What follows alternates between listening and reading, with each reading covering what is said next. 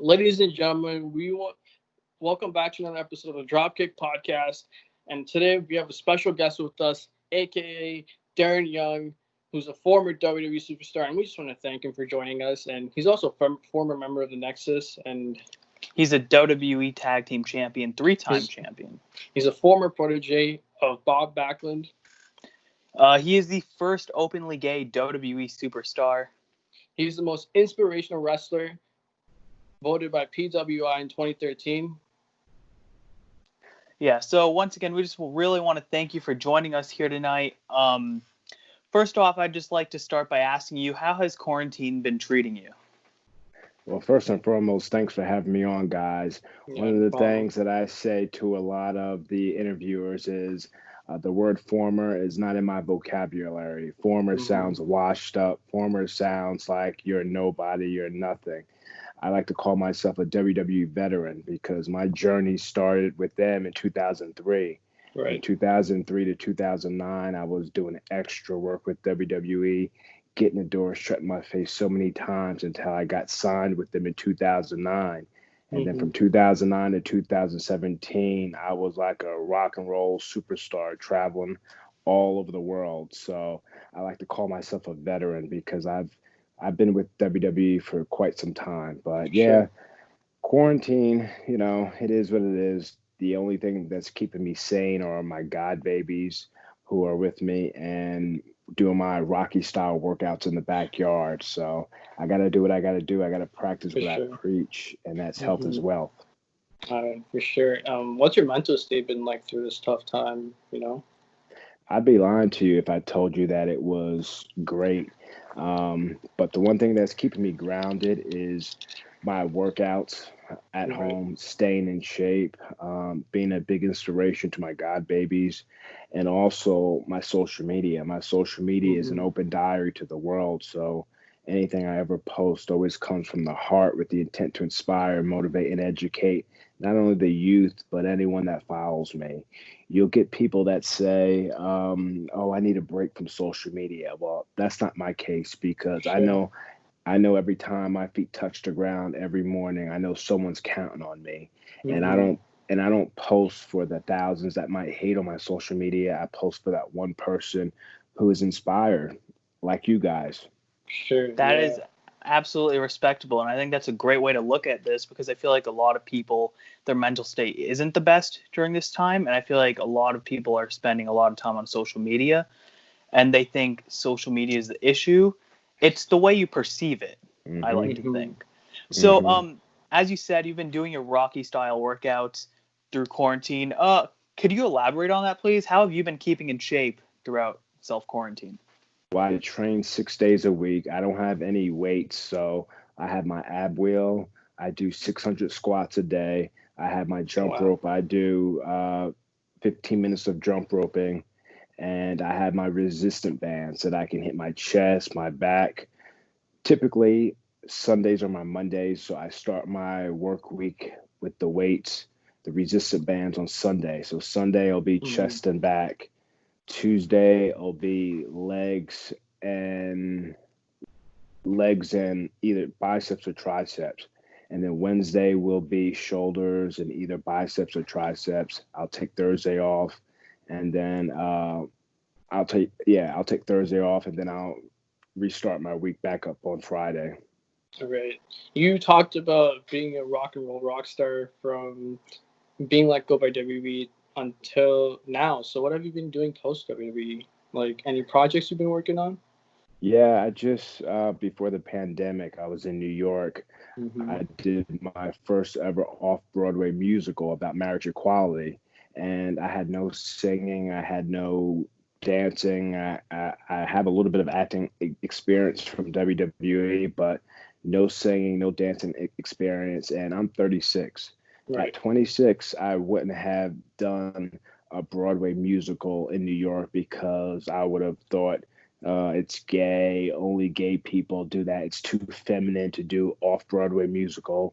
But one of the biggest inspirations was Chris Jericho because everything he does, he has that Midas touch, He's done Dancing with the Stars. He's done stuff for MTV or whatever. So he's done so much outside the box. So I said to myself, well, if Chris Jericho, being a superstar, can do Dancing with the Stars, then let me be the first WWE veteran to do an off-Broadway musical. And let me tell you, it was the hardest thing I ever done in my life, because just imagine, have you ever been in the ring? No, I haven't. I'm training very soon. But. Yeah, you're training very soon. Just imagine having a month to get ready for a WrestleMania match. You know what I mean? It's very nerve-wracking. Yeah. So that's the situation that I was put in. I had a month to learn how to sing and dance and do all this stuff. And I was the lead. I was the lead in the musical. And I hit a home run. And if I had the opportunity to do it again, I would do it again in a heartbeat, because I learned so much. And I would definitely do it again. Sure. That's actually very interesting, because I mean, I feel like a lot of people could make so many like correlations between professional wrestling and Broadway. So would you say you transitioned well? I did the best I could, you know. Again, I was one of the leads, and like I said, I have so much experience with wrestling, listening to the people. It was a love story, the musical. So to be able to listen to the people in the audience and have them actually rooting for me in the musical, I had a solo by myself where I was singing and I was dancing, and I could hear the people cheering for me. And that meant the most to me. And when I was done with my solo, I went off the stage, and I'm a grown man. I was crying my eyes out, because I was like, wow, I did it. I didn't think I could do it. I did it. And the other actors and actresses that have done Broadway before, they were like, this is why we do this, because of the reaction that they get from the people. So, you know, you put two and two together. Doing wrestling is like live Broadway theater. I had the opportunity to step my feet into actual theater in New York. So it was an amazing experience. I was very excited to talk about, because WWE had actually invited me back for WrestleMania in Tampa, but with the pandemic, everything got shut down. So I was very excited to go back to WWE, and who knows, I could have gotten re-signed, but they were going to have me do Access. They were going to have me do some stuff for the network. Actually, June 2nd, I don't know if it's going to be live, but June 2nd, they've called me back to do The Bump, their show from 7:45 a.m. to 8:45 a.m. Cool. So June 2nd, I'll be on The Bump, so definitely look out for that. For sure. Check it out. Absolutely. Everybody check out The Bump. As you said, Jericho was an inspiration for you to go into Broadway for things like that, breaking the stereotype. Considering Chris Jericho's been doing a lot lately in the business, he's been doing some stuff with All Elite Wrestling, New Japan Pro Wrestling. Could you see yourself signing with either one of those two promotions? I'm working on it as we speak. I had an opportunity to wrestle in Singapore. I've never wrestled anywhere in Asia, and I had an opportunity to wrestle in Singapore in November, but I was double booked for an important show in New York for actually my wrestling coach. So I didn't want to bail on my wrestling coach. So I had to postpone my first ever trip to Singapore to fight one of my toughest challenges on the independents in New York around Thanksgiving time. So those are the sacrifices that you have to make. I'm a loyal person, so I had to be there for my coach.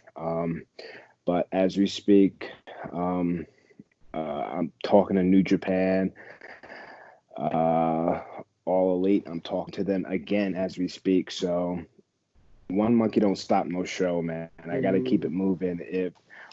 If one door doesn't open, I have to go knock on the next one, and then the next one, and the next one. That's how I made it to That's how I made it to WWE.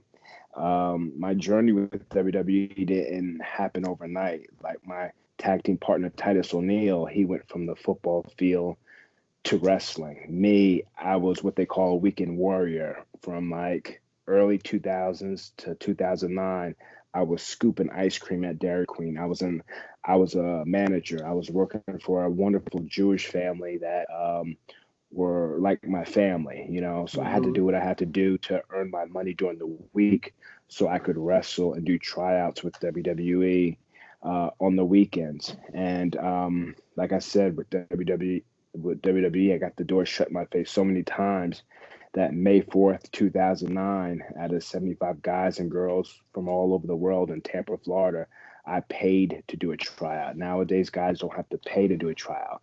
I paid to do a Mm-hmm. tryout with WWE, and I got signed. I beat out all the people that were at the tryout. The same day I got signed was the same day me and AJ Lee got signed. So it's memories that I'll never forget.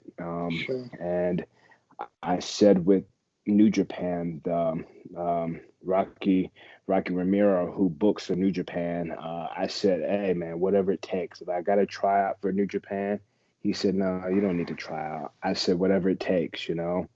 Um, so hopefully after this pandemic kind of settles down, or they figure out a way to have fans in the crowd and Mm-hmm. book American wrestlers out in New Japan, hopefully I can have my opportunity out there. So fingers crossed, fellas. I hope you make it, man. I can't wait. But we all have someone we look up to as idols. I have Shawn Michaels I look up to. You know what I mean, and be that guy one day, hopefully. But who did you look up growing up to? Shawn Michaels, Ricky Oh wow, Steamboat. yeah. The reason why those guys were big inspirations to me was because, like, as a kid, I didn't know why I gravitated towards them, but Mm-hmm. everyone, including me, I love a good underdog. For I sure. love a guy that's fighting from up under. And Shawn Michaels made me believe. He made you believe. Mm-hmm. So he was someone that I studied not for the moves he did, but his selling. Because Mm-hmm. what what's what's very gratifying to me is everyone knows that it's I don't like using the F word, fake, but everyone knows it's entertainment. But there's Sure. nothing more rewarding for me than to listen to someone say, "Oh, I think he's hurt. Oh, that looked real." Well, that's the Mm-hmm. point, you know. You want them to believe. And even if I'm like the opening match of a show and the people are just sitting on their hands, my goal is to get them on the edge of their seat like this, you know. Mm-hmm. I want the fans to be like this. You don't want the fans to be like this. You don't Yeah. want them like that. If they're like that, you're not doing your job. But if they're like this, that means you're doing something.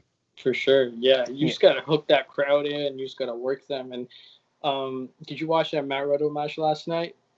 Speaking of. Now, honestly, I haven't watched much wrestling. I catch clips, and my Pro and Bro Wrestling podcast homie, he's Mm-hmm. a big wrestling fan, my Oh no, neighbor. damn. Uh, he'll fill me on what's going on, but I can pretty much catch up on what's going on through the internet. But Mm-hmm. I didn't see what was going on with him. What's going on with him? So speaking, he knocked his opponent out with a knee, right? It was like a ripcord Mm, knee or something, and the guy's tooth, like they were selling it so hard, it looked so real, and then mm, I thought it was legit because like I cringed when that happened. There was mm, like blood everywhere. I was like, is that legit? Because they tied me in. You know what I mean? They worked Yeah. me, and that's their mm. job. So yeah. Yeah, no, I didn't check it out, but yeah, that's the name of the game, man. Is Hmm. to you want the people to be drawn in, and that's Sure. always been my goal. And some of the best, like Shawn Michaels, Ricky Steamboat, Randy Orton, a personal Hmm. friend of mine, he's got that ability to draw the people in, and Hmm. that that's what we want to do at the end of the day. We want to draw the people in. For sure. Yeah. So, speaking of when you were younger and the people that you looked up to, do you remember your first wrestling memory, or who or what exactly got you into professional wrestling? Yeah, when I was a kid, my dad got me into it. I'm still close to my dad. uh, Hulk Hogan, Andre the Giant, when he body slammed him, that was a moment for me. 1994, the Meadowlands Arena in New Jersey, I was able to see guys like Yokozuna, Hmm. Owen Hart, two guys that, you know, passed away way too soon. For sure. Two guys I wish I would have met. I've never met Yoko. I've never met Owen, but I've heard great stories about them. It's funny, Mark Henry, when he first started, would always drive Yokozuna around because he was so big when he first started. And then years later, Mark Henry, I was driving him around for almost 5 years. Wow. So I always say I can talk, I can say whatever I want about Mark Henry because I drove him around for almost 5 years. It's funny, when I first got up to the main roster, at the time I had the spiky, like blonde hair and gold sequins around my head. And I remember Mark Henry being in the locker room. And again, when you're new, you do get hazed. And I was hazed not in a bad way, but I remember being in the locker room and him just sitting there very long-winded and saying, "Boy, why you got your hair like that? It makes you look gay." This was before I came out, man, and I was just like stumbling and stuttering all of my words. Yeah. And fast forward to when I came out publicly to the world, he was one of the first guys to embrace me and said, "Man, how come you didn't tell me?" Man, I was just fearful of the unknown, you know. And from then on, him and I drove up and down the road together, and I did all the driving. I would tell him, "I'll do all the driving because I love to drive, but I'm going to be the DJ because sometimes a lot of these guys, they play some wacky music. I need some R&B music. I can't have, you know, there's a time and a place for the hippity hoppity music, but driving from city to city, 300 miles a night, I need some relaxing music. I need some baby making music." What was your go-to track to listen to in the car? I'm a big fan of a lot of the new artists that I discover on Spotify. So after we get off, look up Daily, Daley, Daily. I'm a huge fan of him, and I was actually fanboying when I literally stalked him on social media and said, "Hey, man, I love your music, man. I love listening to it on the ride." I was doing IG stories, playing his music, tagging him, and he started following me. And then him and I started talking, and then he got me like tickets to 3 of the shows, and I was literally like fanboying. And I remember one show, I went with my mom, and we were like front row, like we were literally humping the stage, and he was just so amazing. And as much as he's a fan of me, as much as I was a fan of him, he was a fan of me and all the work I do in the ring and outside of the ring. So it meant the world to me. So definitely look him up, Daily, if you're an R&B head.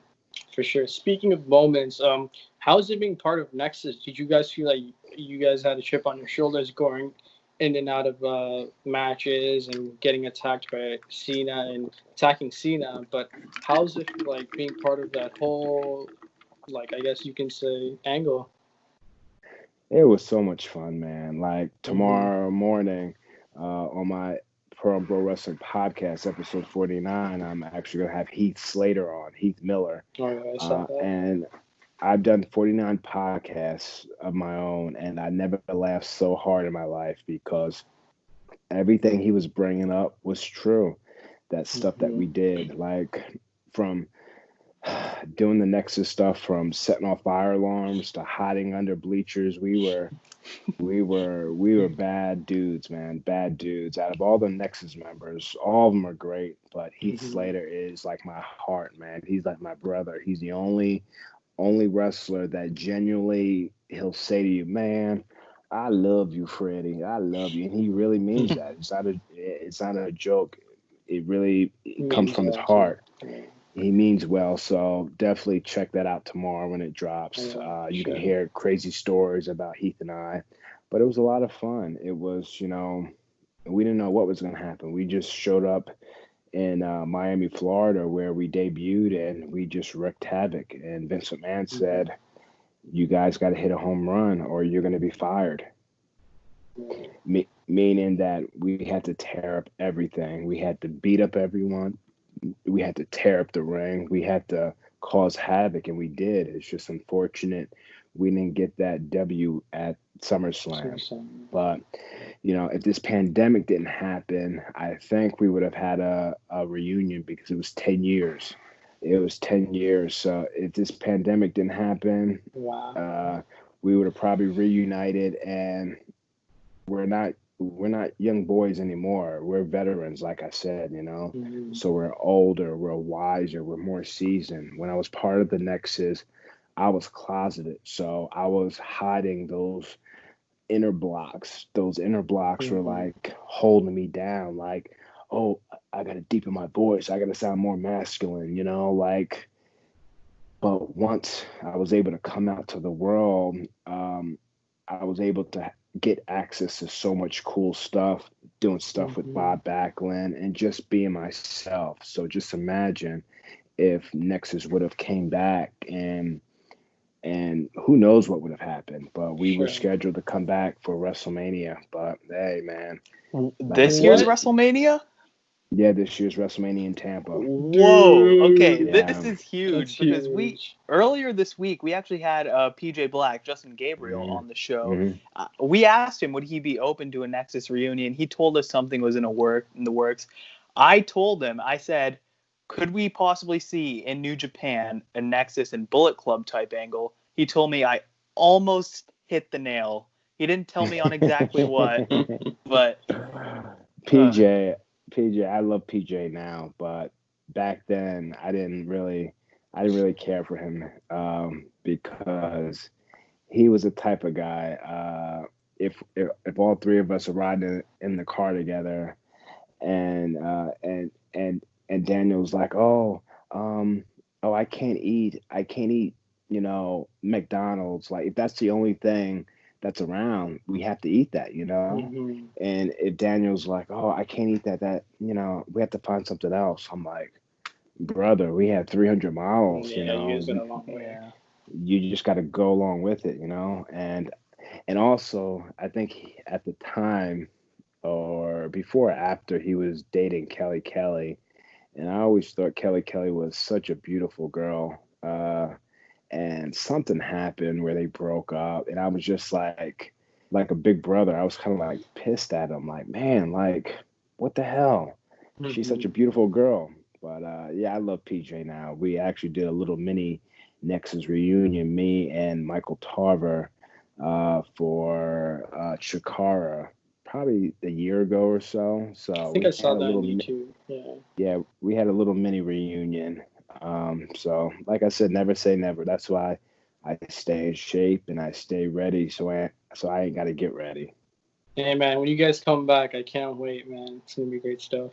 But Yeah, who knows, man? Who knows if it'll ever happen again? It was supposed to happen, WrestleMania, because it's 10 years. I don't yeah, know if you can. I don't know if you can do it 11 years in or 12 years in, maybe 15, maybe 20. But that 10-year mark was this year's WrestleMania. But oh well. man, Are you able to tell us what you guys were going to be doing at WrestleMania? I have no idea. I just know that I was going to be at Access doing autographs, man. doing stuff for the network. But who knows? With WWE, they never tell you to the last minute. You just Hmm. got to be Yeah. ready. Sure. How's it?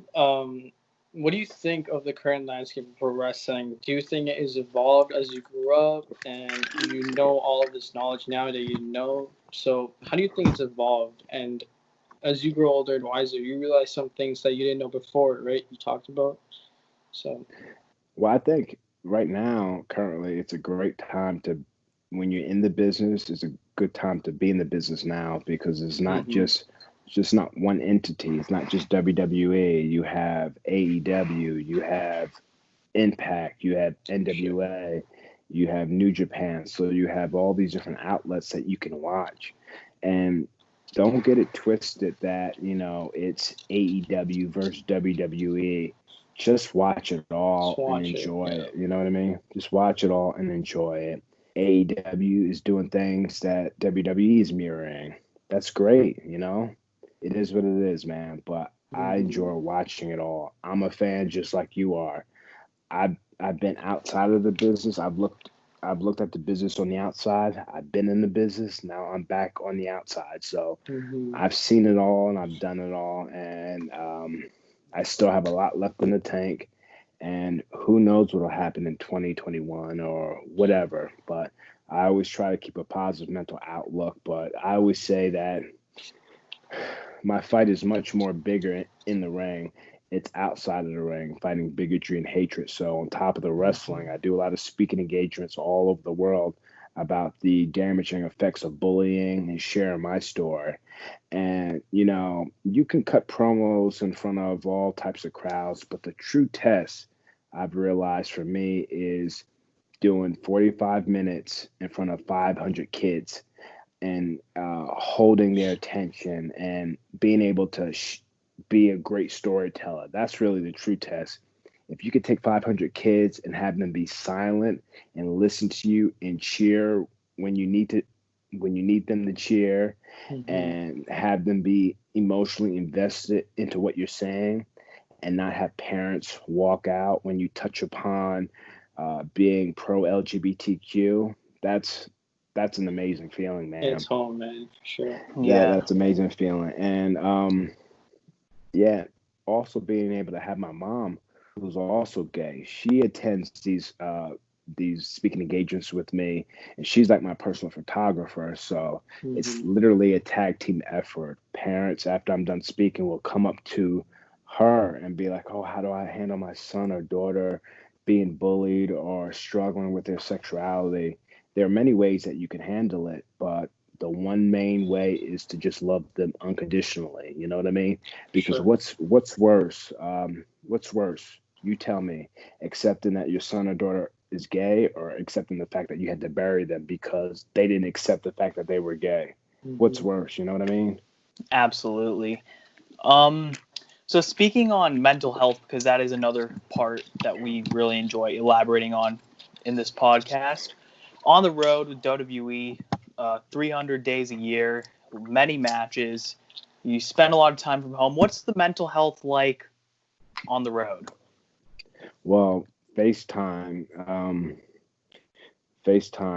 helps. It really does. Me right now, I'm single, but I don't have any kids of my own.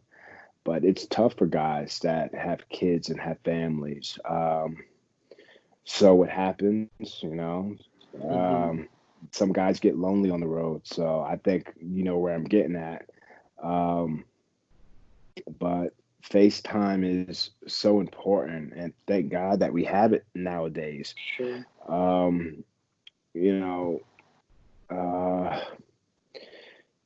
mean, for me, I enjoy traveling. I enjoy being on the road. I enjoy being at the airport, going from city to city. Some guys want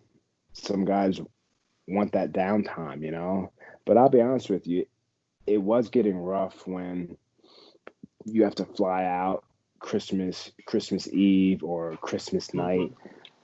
You want to be with your family and stuff like that, but you've got to do what you got to do to make the shows, because usually the holidays are where you make your most money.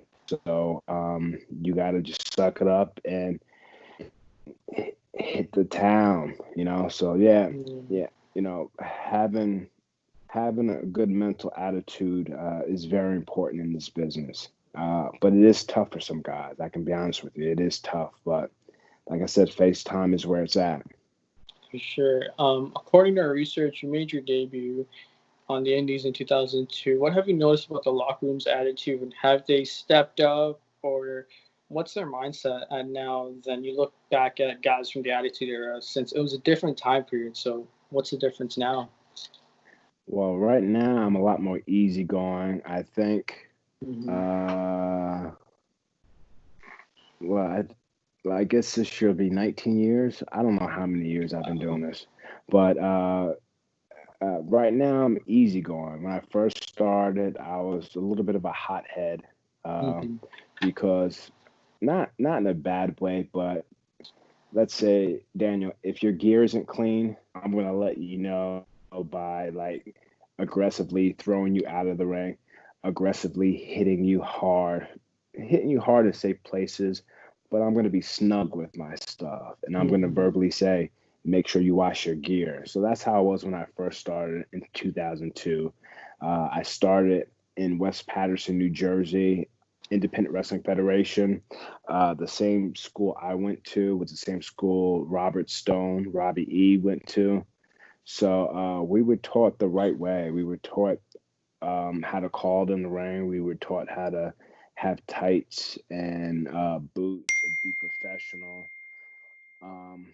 But yeah, I was a little bit of a hothead back then. So anytime someone didn't have clean gear or wasn't at practice as often as I was, I would let you know. I would call you out. So I'm a little bit easygoing now. I always say there are people that want to do this as a hobby, and there are people that want to do this as a career. If you guys want to do it as a hobby, that's great. But for me, that wants to do it as a career, you're going to see the difference. You know what I mean? There's a big difference. There are people that want to take it as a hobby. There are people that want to do it as a career. If you want to do it as a career, you're going to be in the gym. You're going to be watching tapes, not for the moves, but how they tell a story. For example, Randy Orton is one of my favorite wrestlers.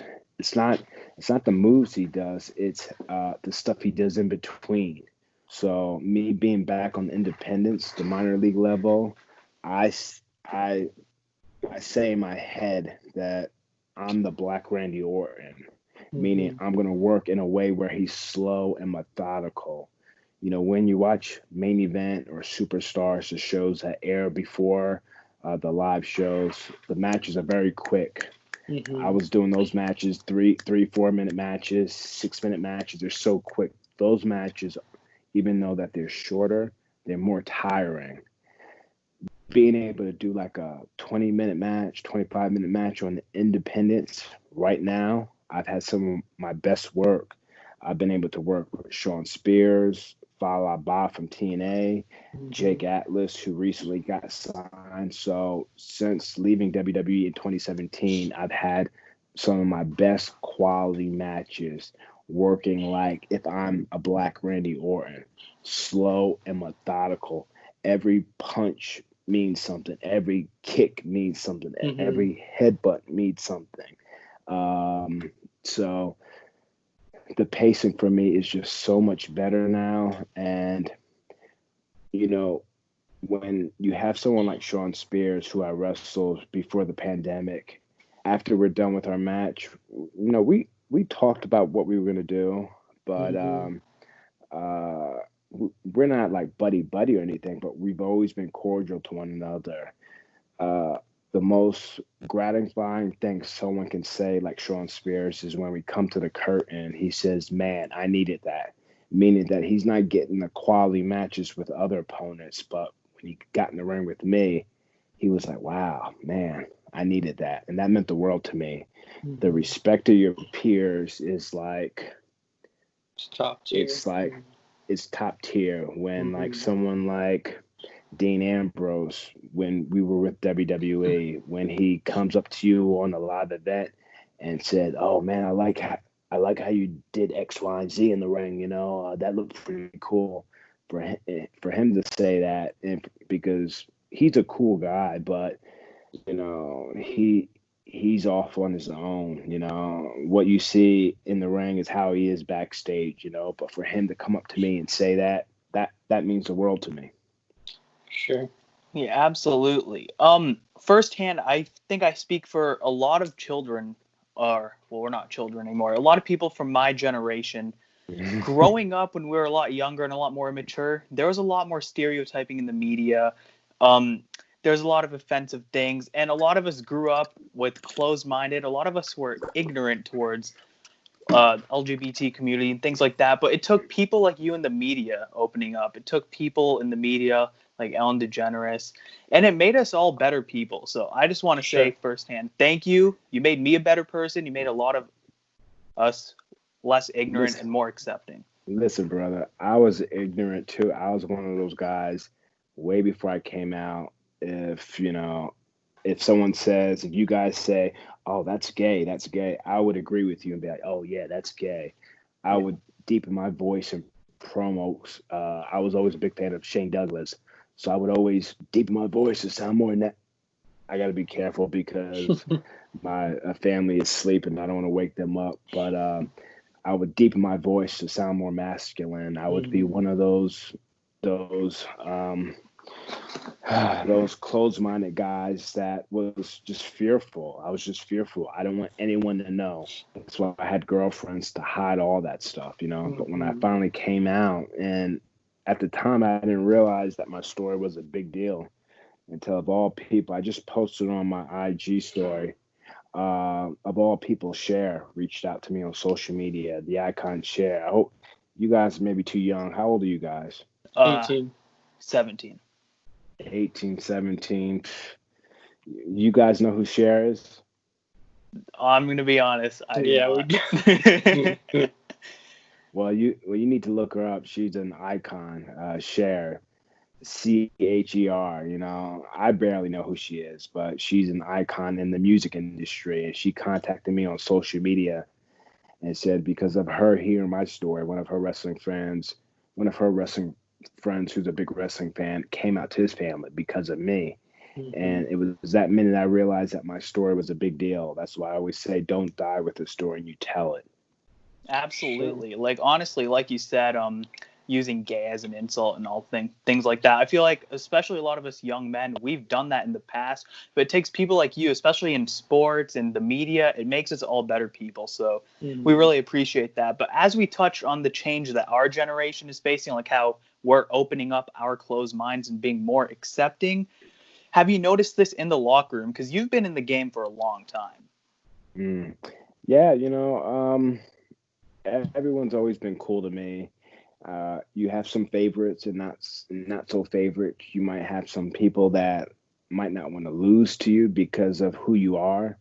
But I always say, if they don't know you personally, don't take it personal. You know, when I walk into a locker room, when I walk backstage, I'm there to work. I'm there to make my money, and I'm there to whoop up on somebody, go to the pay window, and go to the next city. So I'm not, you know, I say, instead of you worrying about what I do behind closed doors, you should be worried about what your wife is doing behind closed doors when you're on the road. So don't worry about me. Worry about yourself. That's what I always say. Absolutely. Yeah. From the message that you sent to the public with the Block the Hate movement, which I'm a big fan of, I support that. In my eyes, like Vikram said, yes, sir. In my eyes, you've opened up a lot of closed-minded people, like, you know, me and Vikram. And what has that meant to you? What has that significant, you know, opportunity meant to you? Because, you know, I'm really proud of you, first of all. You know, I watched you growing up, and now I'm 18. So what has all of this meant to you? Well, I'm proud of you guys for reaching out to me and doing a podcast. Like I said, I say it daily, and I've said it 3 times already on this Skype. Don't die with the story, and you tell it. So whether one person sees this or 10,000 people see this, a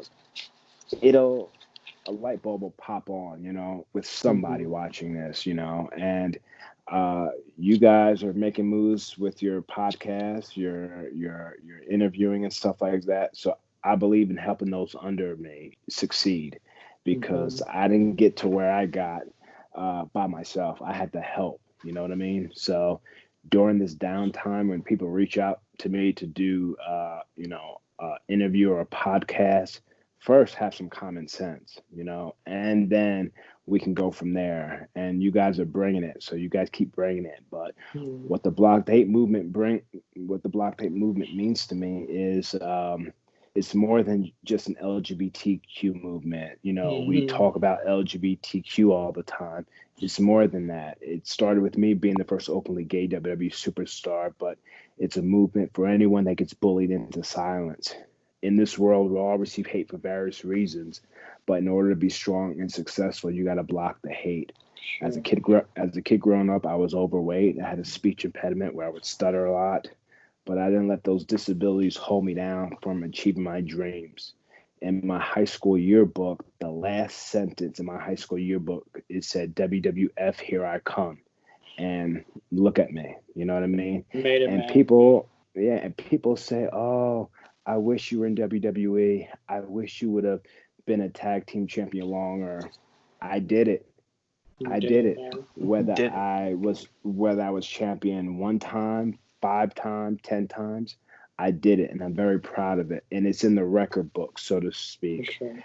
You know, for me, being the first, I've been able to pave the way for other LGBTQ athletes to go after their dreams and not allow the opinions of others to derail them on their journey to greatness. Mm-hmm. And also by being the first, I've encouraged other LGBTQ athletes that they have a duty to instill confidence and to lead by example. And that's so important. So, like I said, with the whole social media needing a break and everything, I want people to either see me on the big screen or on my social media and say, well, if he can do it, then so can I. And in crazy times like this, with all the chaos going on in the States and the pandemic, the only thing I can do, the only thing I can control are my thoughts and my actions and my social media, which is my diary. So, you know, social media and media training that WWE at one time forced upon me when I came out, they forced media training on me. And at the time, I was like, in 2013, I was like, I don't need media training. I don't. Get out of here. I'm going to say whatever I want to say. For sure, yeah. But in all actuality, it helped me out so much because it helped me become a better storyteller. It helped me weed out the negativity. If you guys were to ask me, oh, what do you think about President Trump? I would come at you guys like, unfortunately, I can't control what our president does. I can only control what I do. And every time my feet touch the ground, I know someone's counting on me. So I direct a question right back to me because I can get on this tangent about the president, and then this interview becomes about him and not about me. You guys asked to talk to me. So as introvert as I am, I'm very quiet. I'm very to myself, very shy. When I get asked to do an interview, that's when I got to turn on. It's about me, myself, and I. In a selfish way, I'm talking about me. You guys asked me about Trump. Nope, it's about you, me. man. It's about you, absolutely. Okay, so one thing that we always love to do to end off our interviews is we like to name 10 wrestlers or people that you have worked with in the past to our knowledge, and you can use one sentence or one word to describe them. Okay, so you're gonna so you're gonna name off the wrestlers? Yeah, you got a whole list. Okay, CM Punk. Wait, sorry, what were you gonna say? Well, what did you say, Daniel? One or two words? Oh, no, I'm Darren. That's Vikram. Okay. I'm Vikram. One word or one sentence. You can choose a sentence. Okay. All right, CM Punk. Rough. John Cena.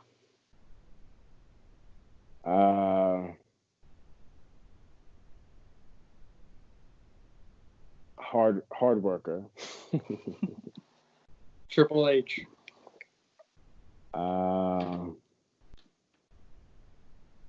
He told me I couldn't use the crossface chicken wing.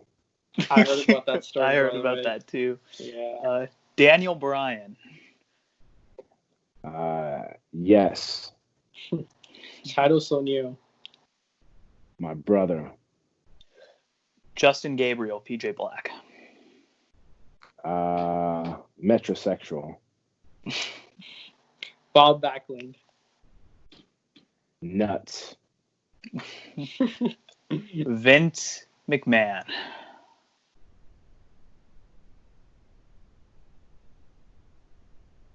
He gave me an opportunity to do the Bob Backlund gimmick because it was my gimmick. Again, I'm going on a tangent, but no, it's all good, man. I'll never say a bad thing about Vince McMahon. He gave me a shot. It's just unfortunate the people that work under him didn't believe in me. AJ Lee. AJ Lee. Started from the bottom, now we're here.